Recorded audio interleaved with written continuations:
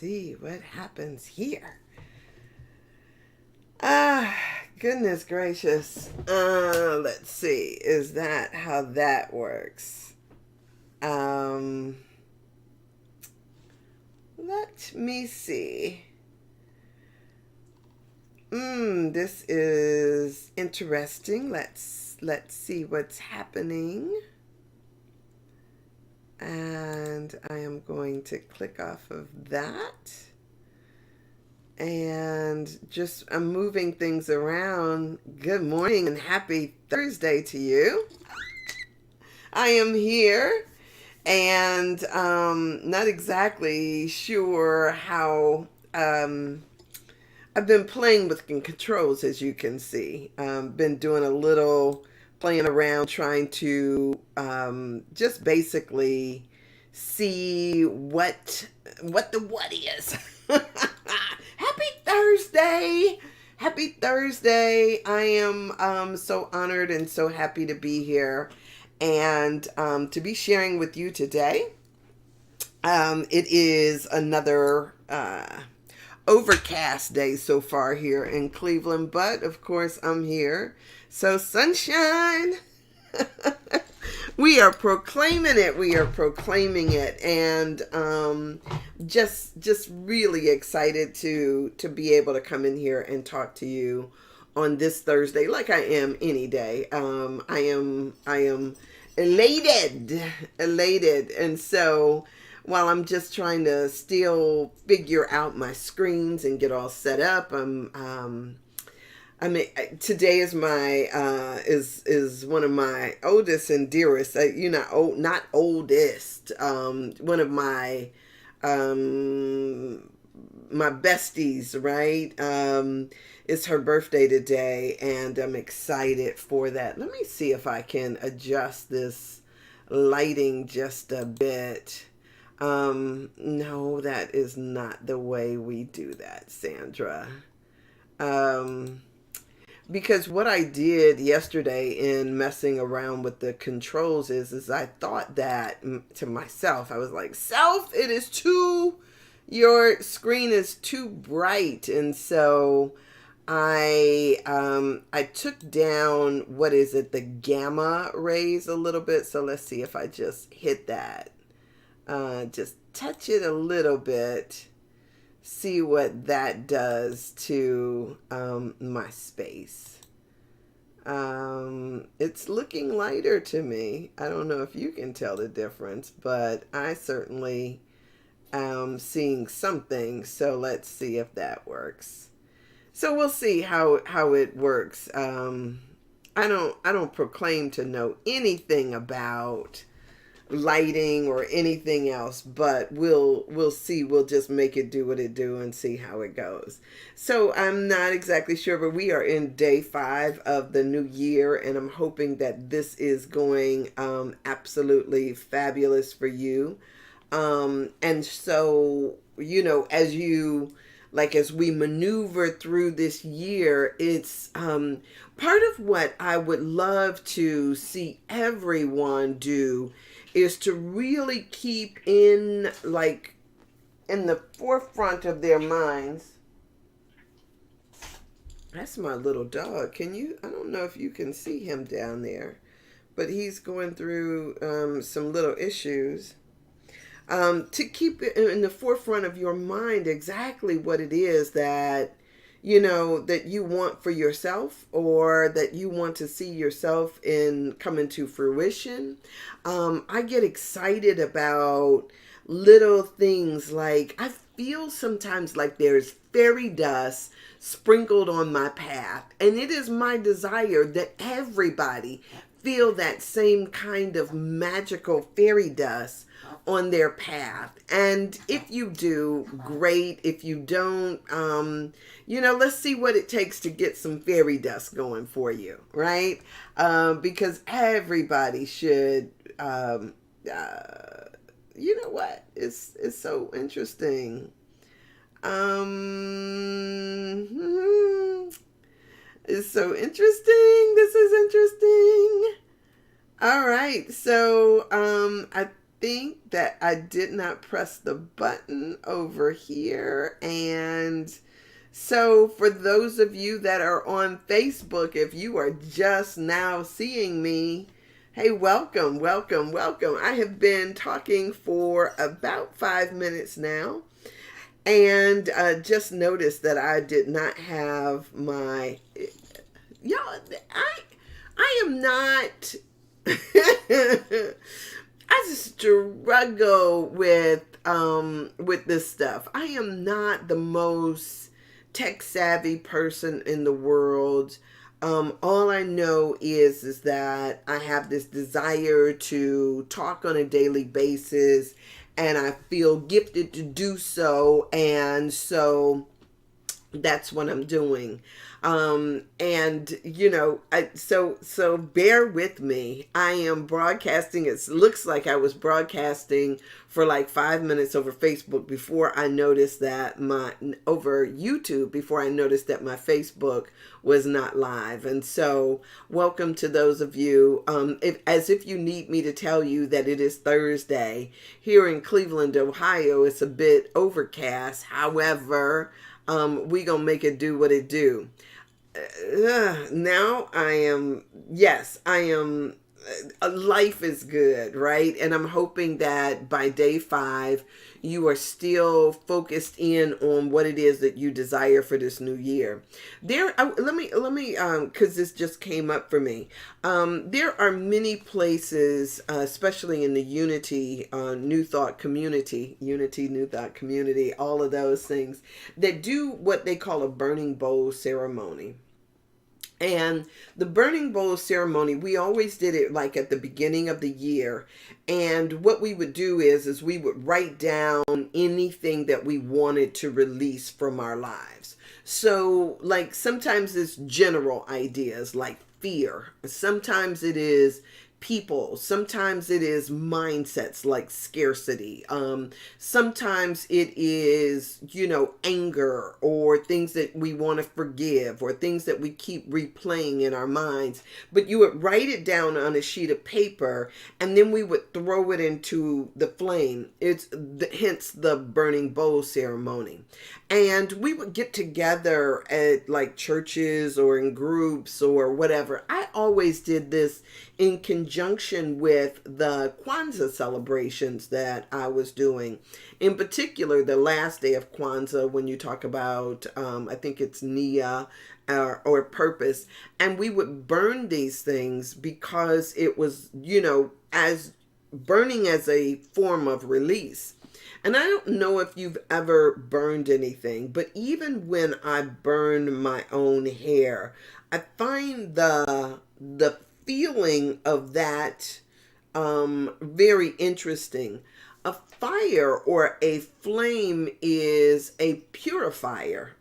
People use a flame in order to kill germs or to kill anything. It purifies and it transforms. It transforms things from one thing into another.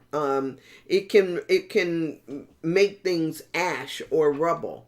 And so this idea of getting rid of something, whatever that may mean, for you is powerful.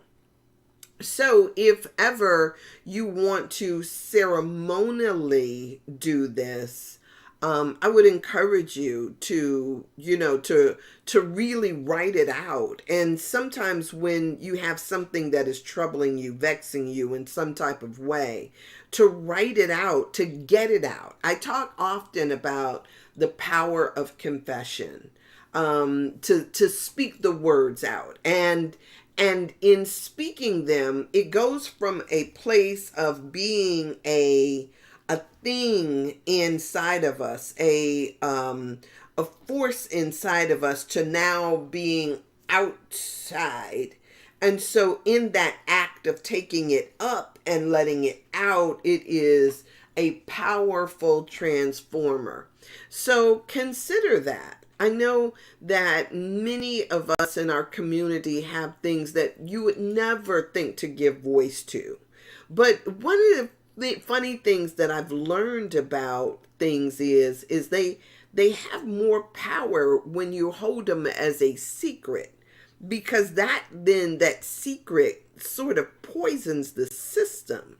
You are as sick as your secrets is a thing, because it's like you're trying to hold it in a bubble, and yet is through osmosis it keeps seeping out and poisoning your system.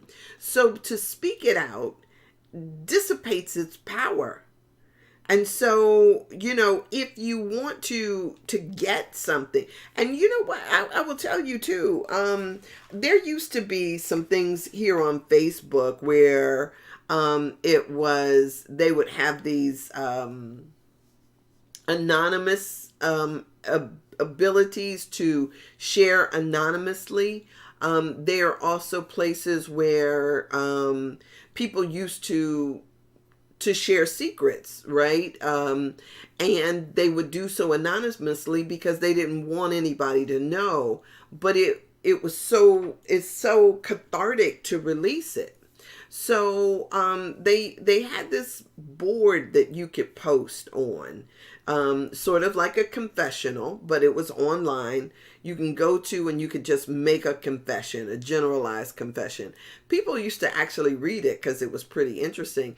And one of the things that that was really interesting too is that after they had that, there were people who actually posted and said that during 9/11 they just disappeared. They decided to get a whole new life. Or people would confess about extramarital affairs, or they come out the closet on these anonymous posts.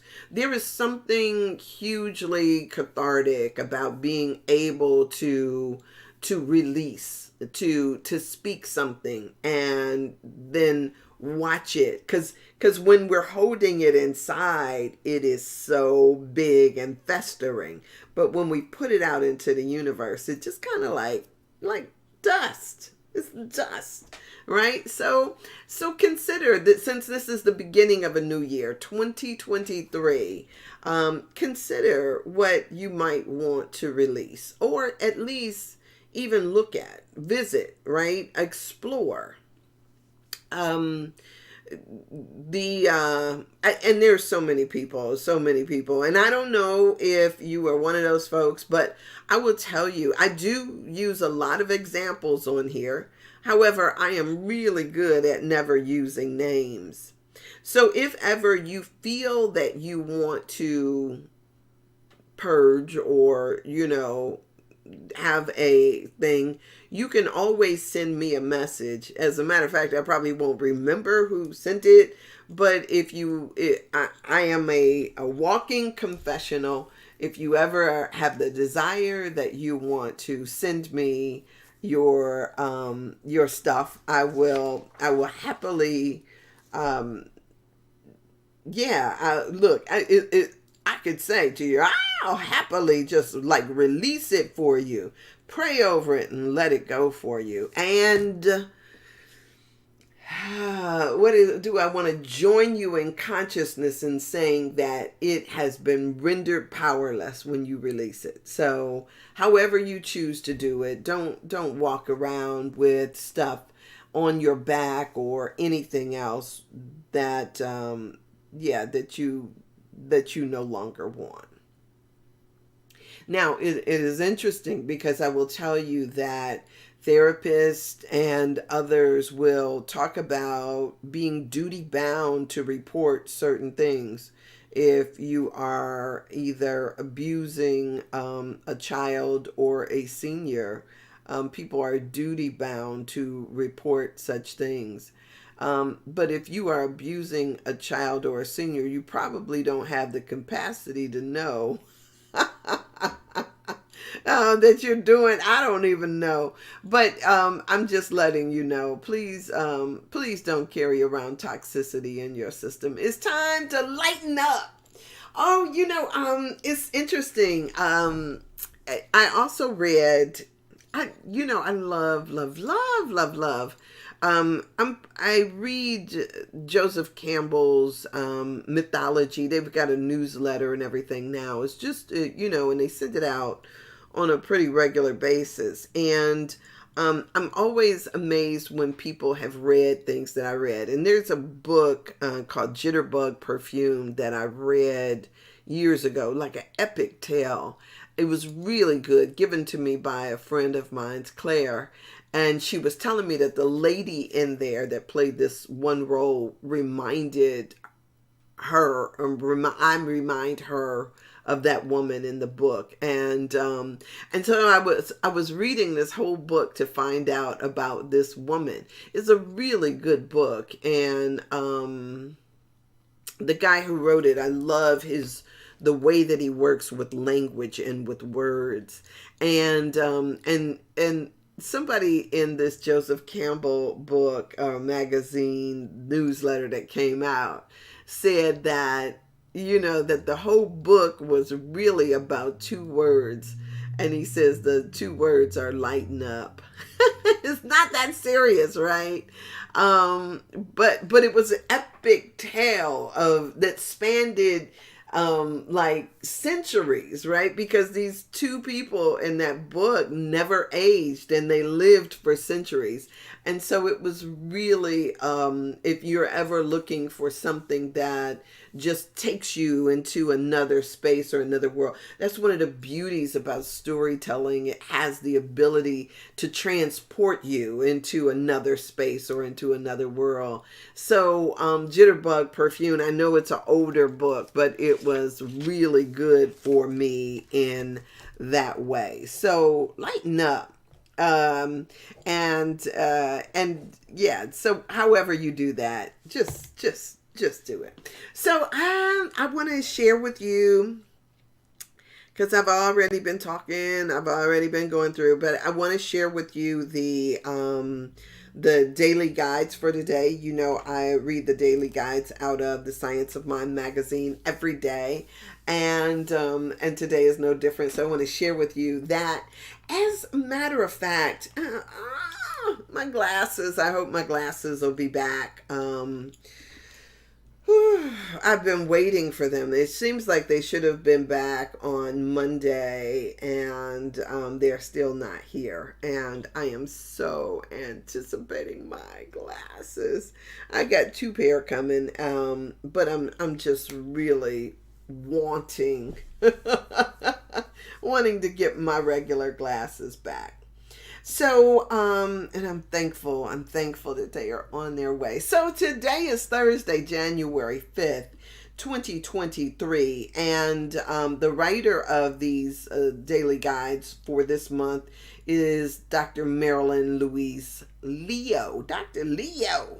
So, and this one is titled Living a Prosperous Life. Living a Prosperous Life. And from Raymond Clark Barker, The Power of Decision, her quote that she uses is make your decisions that you shall be set free of all present lack and limitation, and there shall be none in the future. Let go of all lack and limitation now, and there shall be none in the future. Ooh, that's good. Let go. If you are looking for a great day to you too, Winnie. Thank you. I'm working on it. I am working on this to see what I can make it do. So thank you. So that is from Raymond Charles Barker. And then from Ernest Holmes, we have, I completely believe that from this secret place of the Most High within me is projected an objective manifestation of my every legitimate desire. Legitimate desire, right? I completely believe that from the secret place of the Most High. Ooh, I love it. I love it. I love it. So, so here is what Dr. Leo wrote. She said in his book, Treat Yourself to Life, Raymond Charles Barker defines prosperity as the ability to do what you want to do at the instant you want to do it. So, like prosperity, whatever you want to do, the instant you want to do it. Like if you had to think about that right now, what would you desire to do right now in this moment? That, I mean, and then to the ability to make that happen the moment you to think about it, right? If, say for instance, you wanted to escape the darkness of winter and just take a trip, right? Just not even having to think about, oh, I gotta, right? Just whatever it is you think about you want to do, the instant you want to do it. Go out to lunch and have an amazingly decadent I remember those days. Those were the days. He goes on to say that the goal is not money. The goal is not money. With this explanation, we can come to the understanding that prosperity is more about freedom than it is about money. We may think of prosperity as money and things, but it is significantly more. Time. I can't tell you how important control over your time can be. But I digress. Let me get back to here. Contemplate your own ideas around prosperity. You might say, if I were prosperous, I would have a new car or a beautiful home with a garden to admire. If those were your true deepest desires, you would already be experiencing them. So stop, she says, and think about what you truly want to experience, not what you want to have. What do you want to experience? That's a good distinction, right? So Barker continues with the reminder that money does not buy us peace of mind, a loving relationship, or a beautiful view. Money may take you to a place you see the view. True prosperity gives you the freedom to think and to create. New ideas abound. It is good to remember that life itself is abundant. We see this in the multitude of stars in the sky, grains of sand on the beach and in the deserts, and the seeds and fruit and vegetables just waiting to be planted. So that thought is so good, right? Abundance is yours. It does not take from or limit anyone else. Feel that. Abundance is yours. It does not take from or limit.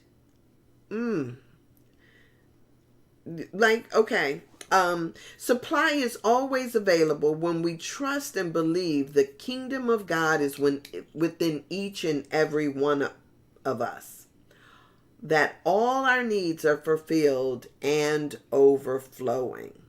So the affirmation that she puts with this is I believe and accept the bounty of the universe and every need is fulfilled. Yay! Yay, yay, yay.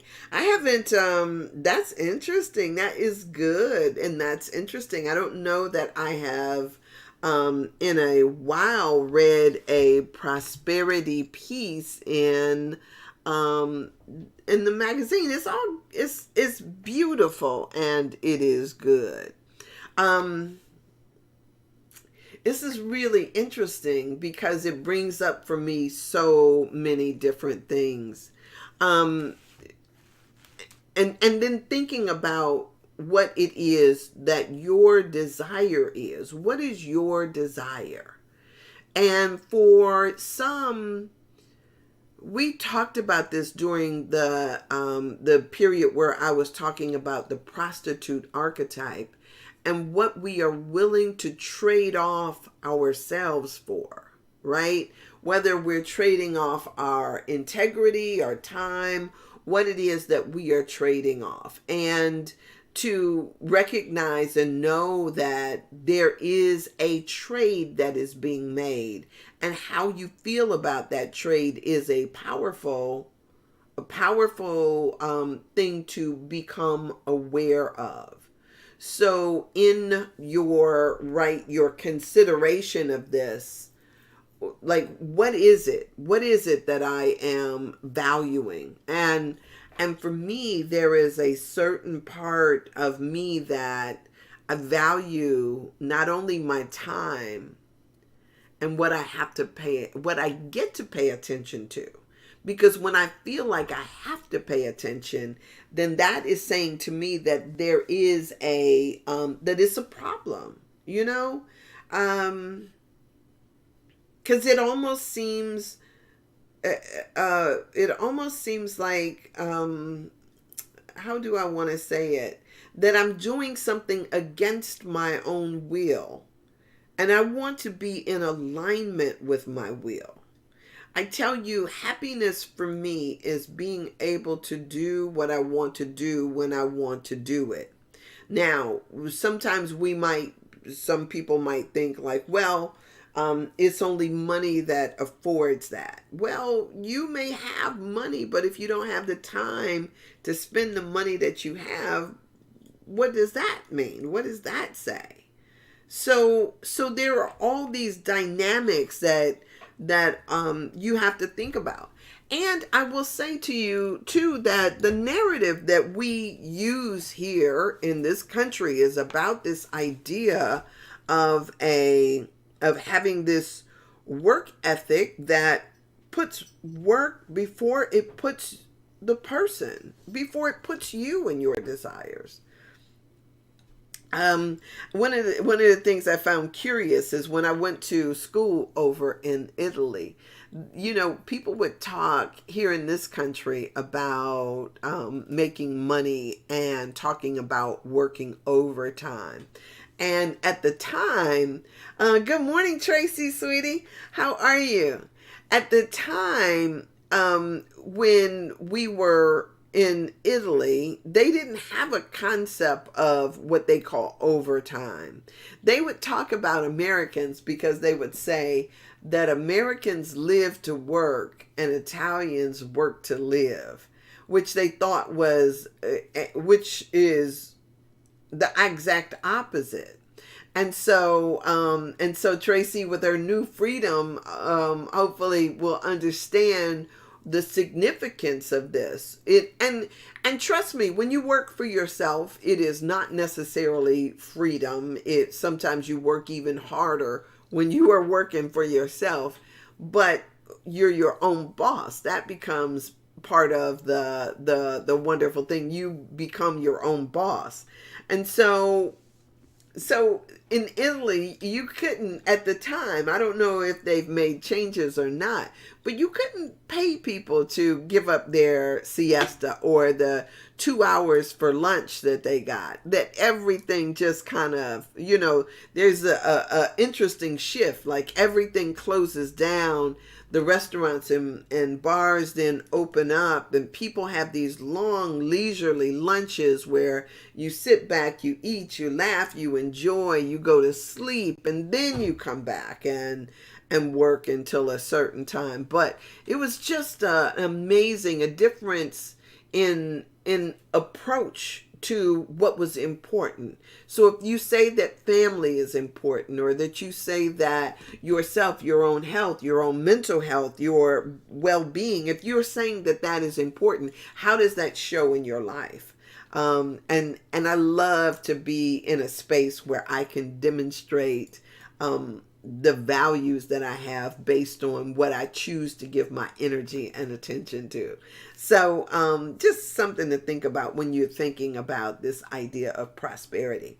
So I'm going to read for you now Reverend Raymond's piece. And remember, I've only got a couple of more days of Reverend Raymond's because,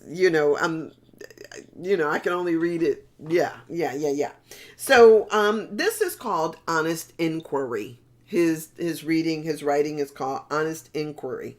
And his first quote is from Celia Winter, right? And it's The Inner Journey. And here's how it goes. It says, if we do our inner work, we can organize our inner world through self-inquiry, meditation, journaling, etc., which guides us in navigating the external world with consciousness. With awareness, we become self-aware. So true, right? That are you paying attention to the fact that, yeah, you're paying attention?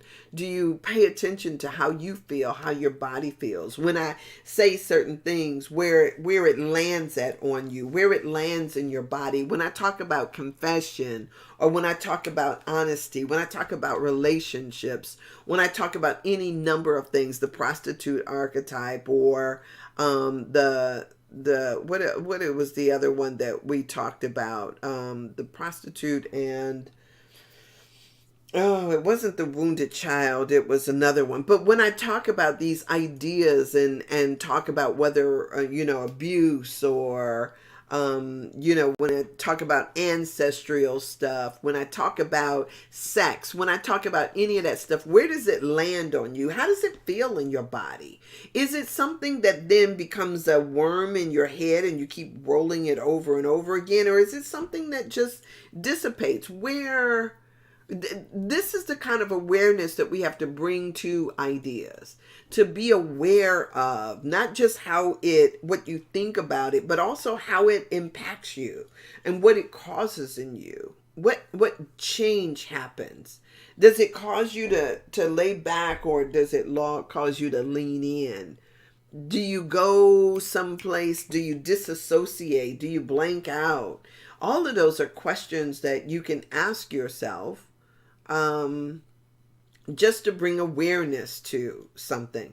I hope, that is one of the things that I do whenever I'm reading or even talking, sitting in a meeting. I'm really aware of, how is this landing on me? What's mine to say? Should I be quiet in this instant, or should I? Do I? I do, because I remember I have as part of my guiding principles, be bold, be free, and above all else, be truthful. And so if that's the way in which I engage in the world, if that's what I do, then, let me do that. Right? Let me be about living that truth. And through living that truth, then that means that, okay, something is required of me here. So let me say what it is need to say. Say what you need to say and let the words fall out, right? I want to see you be brave. Okay, so from Ernest Holmes, I'm back at this at Reverend Raymond's thing. From Ernest Holmes' Richer Living, he uses this quote: "There is always a silent communion going on between the individual soul and the invisible presence. This communion should become a conscious union of the self with the over-self, of the mind with the spirit, of the personal with the universal. As the artist communes with the essence of beauty and gives birth to form, so our minds should commune with the divine presence." That's so good. As a matter of fact, that's what I feel I do. It's almost like if I could envision what this exchange that I do is like. For me, it seems as though I come in and I sit down in the chair, push all the buttons I'm supposed to push, and then all of a sudden Sandra takes a slide to the left, right? And then I let whatever is supposed to pour through me. And so it is an allowing of stuff. And sometimes you might think, oh my gosh, this girl is a nut, because it comes across with my own quirkiness, right? Who thinks of the slide to the left song in the middle of doing a talk? Miss me, right? Because because I'm just trying to show you how I process, how spirit works with me. And a lot of times if we don't understand that this is a normal way of processing, that we are to like that we are constantly receiving input, not just from our environment, but even I receive input from you. It's like literally I can feel, when somebody plugs in to me, right? And I'm sending blessings out to all who plug into me. But when you plug into this, there's an energy shift that happens. And so who am I to sit and try to pretend or to deny that it is there? And so what I do is I give into that. And as I give into that, I allow that energy sometimes to buoy me. And sometimes it's like, whatever. I know that sometimes it is my responsibility to transform it. Let me take it and transform it. And so sometimes it is like just speaking my truth, just whatever that may mean, whatever comes up. I get to speak my truth. And I love it when like-minded people are attracted, like Tracy, right? When Tracy comes in here, I'm just so like, yay, because even in my how do I want to describe it? In the other part of that, Mary Magdalene in her writing says that I am the harlot. No, how does it go? I am the harlot and the holy woman all rolled into one. And for the longest time, people have tried to separate these parts of the self so that it was like, putting a wedge there as if it can't be the both and.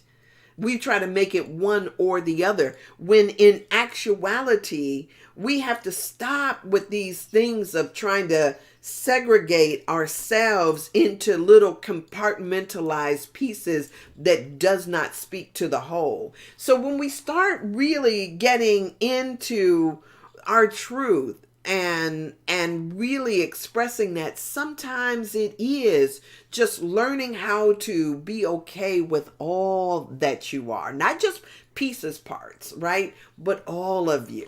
Oh, that's so good. It's so good when we do that. So let me share with you what Reverend Raymond wrote, and then I will move on because I get so excited about this. So this is what Reverend Raymond wrote. Interesting. He says, for so many years of my life. Now remember, I don't prepare this stuff before I come in here. It's like, okay, I'm coming in here, I open up and I'm sharing with you what it is that comes in the moment, but I have committed to doing these daily guides, supposedly at the top of the hour, but it don't happen at the top of the hour because I talk so much. Even this, I've been reading him for the last 5-10 minutes because I talk so much. It's okay. It's all good. And so this is not prepared. This is just what he wrote for this particular day in this, and he titled this Honest Inquiry.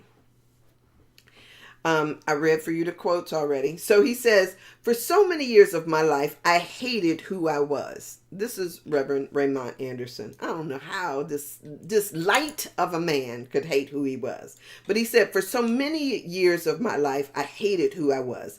He says, I hated being a black gay man. I hated being ostracized and ridiculed for doing martial arts in my backyard in Pittsburgh and for teaching the neighborhood youth the physical, emotional, and spiritual foundation of the arts.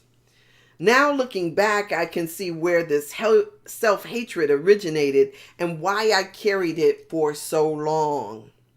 Today, I more fully understand the words of Carl Jung. Your vision will become clear only when you can look into your own heart. Who looks outside dreams, who looks inside awakes. Oh, hey, Reverend Raymond is on here. Hey, good morning. Many of us, he says, refrain from the self inquiry required to make lasting and deep changes. We think things like, if people knew the real me, they wouldn't want to be near me. The real you is spirit. But we think the real us is our mistakes, our faults, and flaws. This is so good. We do not see that what and who we are is not the accumulation of those events and choices, but rather the externalization of what we think and believe and feel. The time has come for us to clear the baggage in our hearts and minds so that we might have clearer vision, as Jung spoke of. Everything we call spiritual practice is for the improvement of our lives and the lives of others. Today, let's recommit to the excavation of self, that we may connect with the truest truth of ourselves and live our best and highest lives.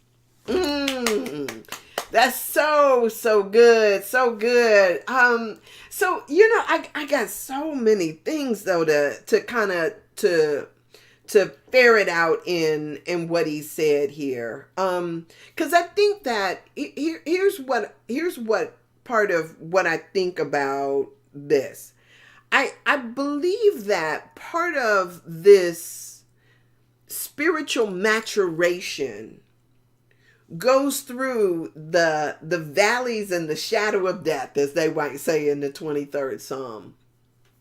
That at times there is a necessary part of us that begins to detest or hate who it is that we are. Only so that we can move, as we move forward, that all of those pieces, those bastardized pieces, the pieces that we didn't want or don't want to claim, that we can finally come upon them and look at them for the first time, really. And dust that darn thing off and pick it up and say, you know what? Maybe this is exactly who I was meant to be. I talk often about this to people, because what happened to me was when I remember when I was going out, some of y'all know that I went overseas to go for a year to study in Italy. And when I was on the plane, I was thinking to myself, I said, I can recreate this, who I am. I no longer have to be that person, right? I was thinking to myself, like, I don't have to talk about this. I don't have to act this kind of way. I don't have to be. And so I was busy feeling like I was undressing myself as the plane was flying through the sky. I was getting rid of all this stuff that I no longer wanted to be. And then the funny thing happened is, I remember one day I'm sitting someplace and I get up to leave, and everybody is telling me, don't go. And I'm like, yeah, it's time for me to go because I got to catch a bus, right? And there's all like, sitting up there like saying, oh, the party is over. Like, because I was leaving, the party is now over. And I'm thinking to myself, what is that about, right? And as I was walking to the bus, it was raining. I'm walking to the bus. I got my umbrella up, and I was thinking to myself, what do they like about me? What do they like about her? Because I wasn't liking myself at the time. And I started thinking about the person I threw away when I was on the plane. And then I thought, what is that about? It's, people gravitate towards our light that we are trying to throw away. We're thinking that somehow he's sitting up here saying, right, you're saying that he hated being a gay black man that did martial arts and loved superheroes and did all of these quirky things. But that's exactly the light that people are looking for. And so if part of my light is this spiritual and sexual and free thinking and bold ass self with the body that I have, right? The boobs and the butt and all that stuff. If this is who I am, how am I to sit there and tell what people, oh, you shouldn't like her because I don't like her? No, let me catch up, right? And that's why I talk about doing this mirror work, right? Look in the mirror and start telling that person that you are, that you love, I love you. Even if you don't believe it at the time, because that's the work to do. This is, and so when I say that, I think that this is a necessary part of our development. Whew, Tracy wrote in here. She says, yes, many of us have had the imposter syndrome. Thank you for giving me Dr. Tracy, the technical name for that. Many of us have had the imposter syndrome and don't feel good enough to do what we want to do with our lives. More schools, more classes, lose weight, practice more, wait until, and then never get started. Yes, right? And so at a certain point, there is this, what my experience is that as I discarded the person that I was, I then ran into her as I moved through. Because one of the things that, what I realized through that experience is I was trying to get rid of parts of me and disown these parts of me, and really I had to just stop judging it. You guys, when I say part of the problem is that we're judging what it is that we bring. We're judging it and based on whose standards, right? On what they say. Who the hell is they? Right? We got to stop judging ourselves based on other people's standards. And then really just, so part of it is that, am I being true to me? Am I being true to me? And what does that mean? What does that mean? And so as I'm walking along, I'm picking up these pieces that I've discarded and I'm saying, oh, I love this about me. And it wasn't because I believed all of a sudden that I came into alignment with like a rightness to it. It wasn't that, because it was still I still wasn't a good girl. I still was not a good girl. And then, I had to figure out that I needed to beat that good girl down because that wasn't what I was destined to be. And even when I accepted this, and got ordained and all that stuff, I still am not sitting here claiming to be good. Who is good? I mean, isn't that the question that Jesus asked? Who is good, right? What's the standard of that? Nothing but God is good. And so let me then change around this idea of it. Today in my Course in Miracles lesson, there was such a good line. It says, perception is a mirror. And it's basically saying that you don't see things as they are. You see them as you are. And so when we get out of this idea that that we're seeing clearly, right? Because we're not. So it's saying that, let me see with Christ's vision. Let me see with Christ's eyes, because I can look on it with eyes of forgiveness. So instead of me judging the sexy Sandra self that wants to tell you about how good relationship is for you, right? That how wonderful it is to not only accept you and this body that you are inhabiting, but the power of touch and connection. I heard this person say that the reason why people say, oh God so much during sex is because it is the one time that the barriers fall down between people and you just come together as one whole. And so this idea of uniting I'm not talking about something that is dirty or impure. I'm talking about truth. And there has been, again, this wedge that has been created that makes us throw away the parts of us that really ought to be things that we can, embrace and we can love about ourselves. Oh, y'all, I tell you, when you start thinking about all the misinformation that you've been given, ooh, let me read Reverend Raymond's affirmation that goes with this. I tell y'all, I can talk, right? So he says as the affirmation, as I would get to know a friend, I am getting to know all aspects of myself. The more I know myself, the more I know my divine nature. Yes, right? And I would add to that, when you do your affirmations, just the power of looking yourself in the eye, in your own eye, right? Not looking away. Look yourself in the eye and say to yourself, I love you. I love you. I love you, right? And what I tell people all the time when I first started doing that exercise is that all these things that I was judging about myself kept coming up, right?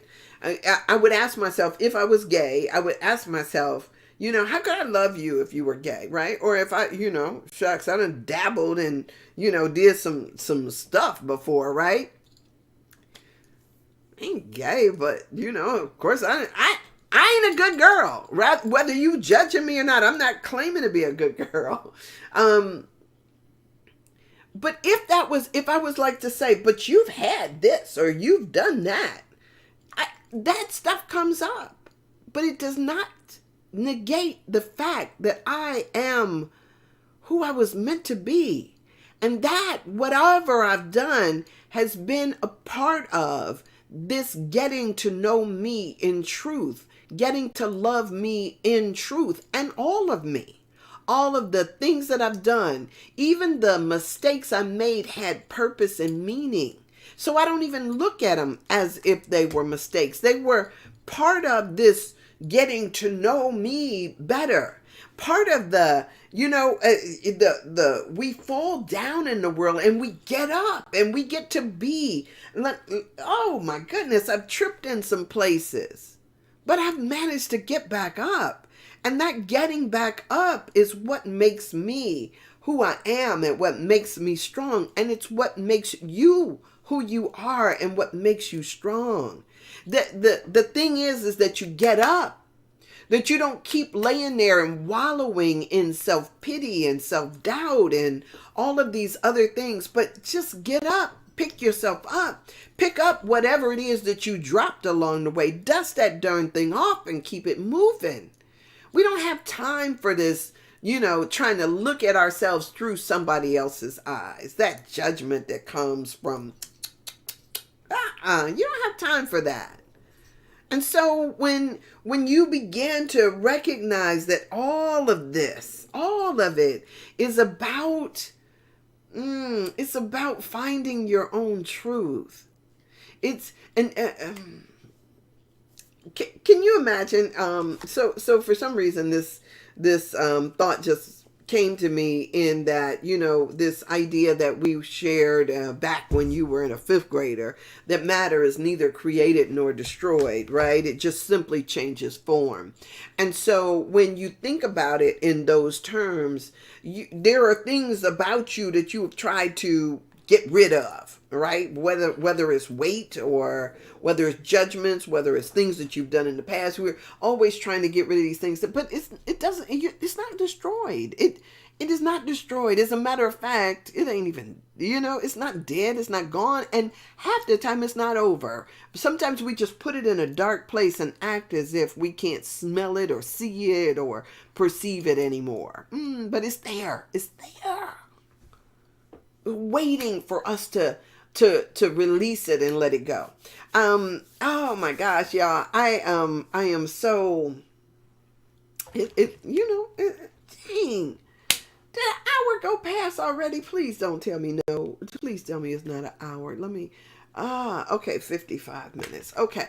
So let me tell you guys this. So I said on here yesterday, I was talking a little bit about the grandmothers. I actually talk about the grandmothers a lot. Um, for those of you who are maybe watching me for the first time, subscribe if you're watching me for the first time. So you'll know when I come back on here. But or follow me, however it goes. But here's one of the things I want to tell y'all about the grandmothers. um so I am African American, right? Parents out of the South. And what I know about my grandmothers is quite a few interesting things for me, right? That, oh gosh, I mean, it's like so convoluted, so convoluted. Um, there's some crazy stuff in my family line. You have people who came off of one of those red clay dirt roads where there was a lot of stuff that happened back in the backwoods. I talk about my one grandfather who I loved and adored, and who I knew as a child because we would make a pilgrimage down south every single year. Well, I knew my grandfather, but my grandmother, my father's biological mother, had been was killed in a car accident when my father was rather young. And there was a lot of family stuff around that about her passing. And one of the things that came out was my grandfather, my dear grandfather. We It was always portrayed to us that my grandfather had children outside of his marriage, that my father and his siblings, even though there was like 9 of them, often went to school and saw other children in their school that looked just as much, if not more, like their father than they did. So there was no mistaking that their father was, what I used to call him is he was a farmer that liked to plant, and he planted in other people's gardens and always had stuff coming up.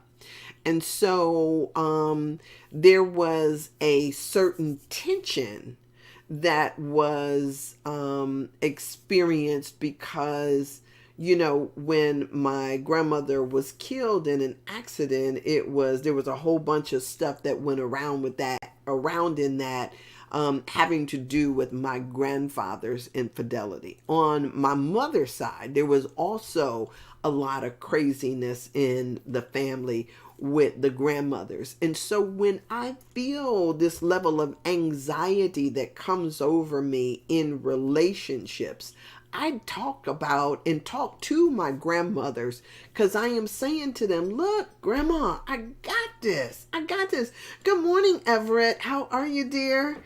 It is always so good to see you. And it's Thursday, right? And so I say to them, because sometimes we have fears that we don't know where the fear came from or why it's there, because I have not actually experienced some of the stuff that I'm afraid of. So when I started doing my family history and being able to identify, oh, this is where that came from, I can now I can speak to it in a different way and say, ooh, oh, okay, that's what that is, right? And then say, I'm going to put this over here on the shelf. I got that now that this is part of my legacy. This was part of, what I would assume that they perceive it as a gift to just kind of warn me and to have my spidey senses up when it comes down to certain things, certain people, relationships, and all that stuff. But now I'm sitting up there saying, okay, I got this. I'm picking it. Okay, I'm gonna set it over here, and I'm gonna come back because I need to be present, not living in the 1900s, or the 1920 or something like that, when I don't know how long ago all of this happened, but not living back there. I want to live in the current. So the fears that you had back then, of and whatever that may mean, because if that is like, hold on to your man, I can do fine all by myself. It's not like it used to be, right? I don't have to worry about being stuck out on a farm, or having 9 kids to feed and not knowing how to do it without this. I don't have the same fears that they had. And so I gotta take this. And so some of y'all might think that this girl is, talking about like ghost. but what we don't recognize is that our ancestry, it echoes through time and shows up into today. And so whether you are just kind of like, oh, I'm not gonna, because there's some no, this is real stuff. As a matter of fact, Mark Wolin's book, It Didn't Start With You, is amazing. And there's so many books when you comes down to just dealing with epigenetics and ancestral trauma that still lives in our being. So good when we open ourselves up to the awareness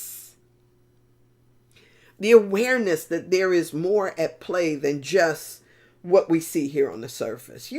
Our lives are deeper than that. You are deeper than that. And when you allow yourself to kind of look into that, you'll see it's so good. It's so good. And this is all here to give you necessary information that can transport you into a whole new way of thinking. Yeah, I'm so grateful for this. So really, I would tell you, I tell you that I endeavor to come on here, to show up.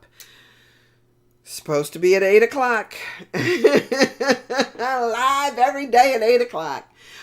Just now starting to do these lives over YouTube, but I've always done them for 600 days, just about. I got my 600th day marked off so I can put on a different outfit and, wave my pom-poms and say I'm at day 600. But whatever the case may be, I've been doing this now for close to 600 days live over Facebook. And I'm trying to port all of this stuff over to YouTube. So subscribe so you can get the things, because I'm on here Monday through Saturday at 8 a.m. or just thereabout.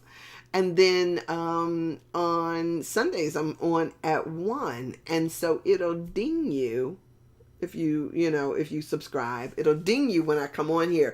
And we could talk about this stuff. Now, let me say this too.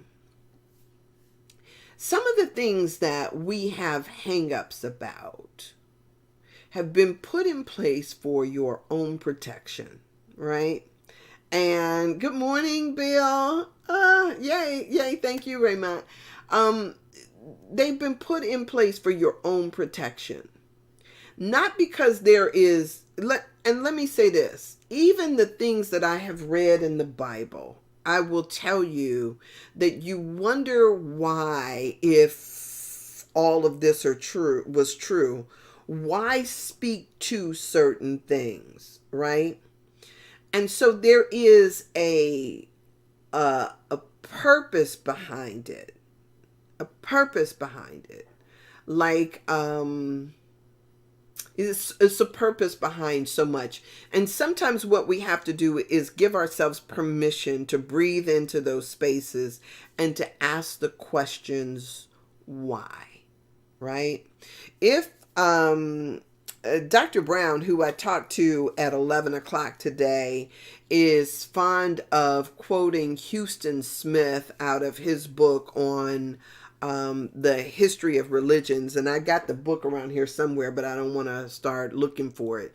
But the history of religions. And he says that one of the first things that was a mistranslation of this idea of to dominate and subdue the land, or to take dominion over it. He was like, that is a mistranslation. And so when you start to think about some of the things that we've been told, some of them have had the purpose of trying to help us to understand how to put things in perspective or in order. In A Course in Miracles, there's a space that talks about this level order confusion. And in level order confusion, sometimes we take the physical, the stuff that we see around us, this outward stuff, and we put it above the spiritual. Which is a level order of confusion.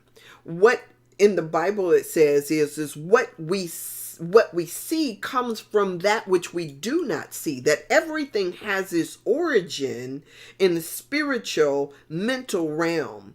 And yet and still we keep putting the physical in front of that. So when it talks about, we started out talking about Dr. Leo's writing, this idea about prosperity and what prosperity means. And sometimes people will put the dollar amount in front of whether or not you have control over your time, or whether or not you're happy, or whether or not you're walking in your purpose, or how you feel. So sometimes what we're doing is we're putting what we can see, what we can measure in front of that which is intangible, and that is confusion. So part of this thing of, for me, the spiritual walk is about finding truth, finding your truth, finding what that means for you. And it is not in what is measured. But a lot of times we don't have the courage to claim that which we cannot see, or that which we cannot measure. You guys, Spirit is crying out to us and saying that there is more to do. There is more to you than meets the eye. Because what meets the eye is what you are seeing. You got to go in the heart. You got to go in some different spaces and places, and even as I say that, I recognize that is a misnomer, because it is not a localizable thing, but rather and something that is an intuitive awareness that we have to honor, that we have to allow ourselves to breathe into those spaces. So what does it mean to feel in our hearts our own truth? What does it mean to look and connect with ourselves? Look yourself in your own eye. And when you see the stuff that comes up, those are the things, the healing work that you need to do. Start by just saying, I love you to yourself, and see what comes up. And then ask, sometimes we need to ask the question, where did this come from? But sometimes we know exactly where it comes from. When I started asking the question about where it came from, and then I started being pointed in the direction of my ancestors, I was like, whoa, wait a minute. Let me get curious about this. Let me try to understand this. And so when I started, investigating and pulling stuff out, it's like, whoa, we got some laundry here. And so now, making peace with the laundry, what does that mean? What does it mean? Just asking the question, what does this mean? What is here for me? What parts of myself have I left on the side of the road that I need to go back and reclaim? Because, if in the Course of Miracles, I love how it says is that God needs every single one of us. And he says, without you, the kingdom would not be complete. It would be bereft without you. That's what it says. And so I'm not trying to tell you that, I'm trying to save your soul. You ain't lost, right? Sometimes what we do is we block, but you're not lost. Yeah, we are standing, it's like the people who stand in the middle of the sunshine with an umbrella up, right? What is that about? You're not feeling that you're worthy of that? We block our own stuff. And so if we could just figure out how to stop blocking, in the introduction to A Course in Miracles, it says the aim of the Course is not to teach the meaning of love, for that is beyond what can be taught. Because it's truth. It is. It's like trying to teach a fish what water is. You cannot teach the meaning of love, for that is beyond what can be taught. It does, however, aim at removing the blocks to our awareness of love's presence. That is your truth. We just got to move the blocks. The blocks are our judgments. The blocks are the stuff that people have told us that made us unworthy. The blocks are this self-denial, the bastardized pieces that we keep throwing away. That's the stuff. Those are the blocks. We put those in front of love, and love is the truth. It's just trying to get at you. You are absolutely and always loved. There is absolutely nothing wrong. So there is nothing to heal, only truth to reveal, only God to be revealed. There is nothing wrong. And so sometimes there are things on the side of the roads that we wish we hadn't done, but that too is what makes you you. So pick it up, dust it off, and figure out, okay, where does this piece fit? What was I supposed to learn? What was the blessing in this lesson? All of that stuff. And as we do that work, we get, this is just juicy to me. It's just juicy to me. When I think about all the things that, that has come into my space, into my awareness, is so juicy. It's so good. And I want you to just fall in love with your juice too. Because that's what we're here to do, right? That's what we're here to do. All right. So y'all, I guess with that, I'm going to let y'all go. Because I come back on here at 11 o'clock. I'm not necessarily going to be on, I don't know that I could do it on YouTube today, but I'll be on with Dr. Brown at 11 o'clock. And we'll do, I got some good stuff I'm talking to him about today too. But 11 o'clock with Dr. Brown, Eastern Standard Time. And then tomorrow morning, I will be back on at 8 a.m. Eastern Standard Time. So follow me or subscribe or whatever. And I will see you.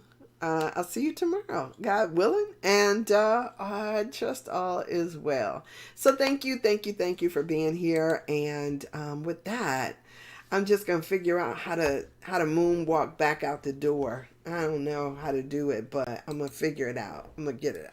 I'm gonna figure it out because I'm coming out. All right, y'all. See ya.